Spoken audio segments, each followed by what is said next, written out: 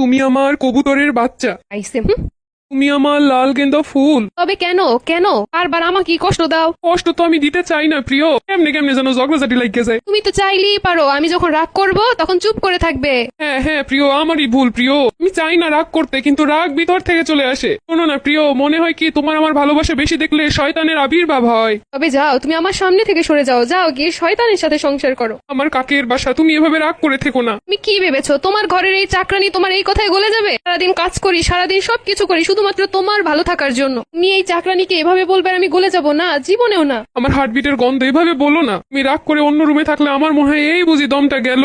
যদি তাই হতো তাহলে তুমি আমার সাথে এমন আচরণ করতেই পারতে না, আমাকে তুমি করতে রানী। হ্যাঁ আমি মানছি আমার ভুল হয়েছে, আমি মানছি। তুমি যে আমার দম বন্ধ এটা আমি বুঝতে পেরেছি। না, তোমার এই স্বার্থপর চেহারা এগুলো মানায় না। না, ভুল তো আমারই। আমি কেন রিক্সা চালক সোহেলকে বিয়ে করলাম না? ভালোবেসে বিয়ে করেছিলাম তোমাকে, আর তুমি বানিয়েছো দাসী, করেছো লাঞ্ছনা, দিয়েছো লাথি, তবুও চোখের জল দিয়ে রান্না করি। না প্রিয়, তোমার চোখের জল আমার ছেঁড়া গেঞ্জি দিয়ে মুছে দিব, তবু তুমি এবার মানটা ভাঙো। কবে আর এভাবে কত কত জুতা মেরে গরুদানার কতদিন করবে? আমার হৃদয় তো কবেই চায়না কোম্পানিকে লিখে দিয়েছি, তবু কেন প্রতিনিয়ত আমাকে নিয়েই খেলো? কষ্ট যখন দিবে দাও, সমস্যা নেই, কিন্তু কেন মান ভাঙাতে আসো আবার? আমারও তো হৃদয়।